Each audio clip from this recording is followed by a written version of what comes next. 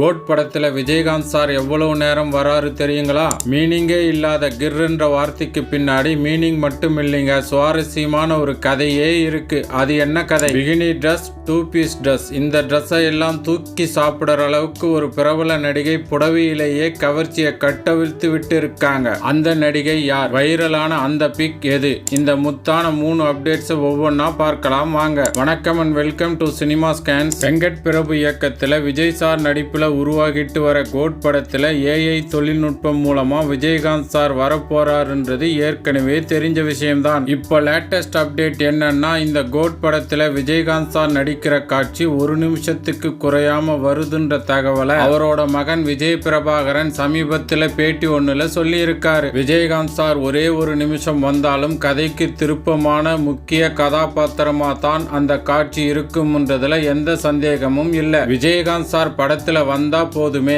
அதை விட பெரிய சந்தோஷம் வேற என்ன இருக்க முடியும்? சரிங்க, டைம் வேஸ்ட் பண்ணாம அடுத்த அப்டேட்டை கிர்ன்னு பார்த்துடலாம். மலையாள சினி ஃபீல்டுல முன்னணி காமெடி நடிகரா வலம் வந்தவர் தான் சுராஜ் வெஞ்சாரமூடு. காமெடியில கலக்கின சுராஜை பகத் பாசில் நடிச்ச தொண்டி முதலும் திரிசாட்சியம் படத்துல கதையின் நாயகனா சீரியஸான கதாபாத்திரத்துல இயக்குனர் திலீஷ் போத்தன் நடிக்க வைக்க மனுஷன் அதுக்கப்புறம் சீரியஸான கதாபாத்திரங்கள்ல மட்டுமே நடிச்சிட்டு வந்தாரு. இந்த நிலையில 5 வருஷம் கழிச்சு சிராஜ் திரும்பவும் காமெடிக்கு திரும்பி இருக்காரு. ஆமாங்க, கிர் என்ற படத்துல காமெடினா நடிக்கிறாரு. குஞ்சாக்கோ போபன் ஹீரோவா நடிக்கிற இந்த கிர் படத்துல சிங்கத்துக்கிட்ட சிக்கிக்கிட்ட ஹீரோவை காப்பாத்துறதா நினைச்சு வெளியே போய் மாட்டிக்கிற சுராஜ் அடிக்கிற லூட்டி தான் இந்த படத்தோட கதை. சமீபத்துல வெளியான ட்ரைலரும் இதை தான் உறுதிப்படுத்தி இருக்கு. அதனால தான் சிங்கத்தோட உருமல் சத்தத்தையே கிர்ன்னு படத்துக்கு டைட்டிலா வச்சிட்டாங்களாம். எது எப்படியோ பழையபடி சுராஜ காமெடியனா பார்க்க ரசிகர்கள் இப்பவே தயாராயிட்டாங்க. சரி வாங்க அடுத்த அப்டேட்டுக்கு போலாம். கவர்ச்சின்றது உடையில இருக்கா, உடல்ல இருக்கா, இல்ல அணியிற விதத்துல இருக்கான்னு கேட்டா உடையில தான் இருக்கு.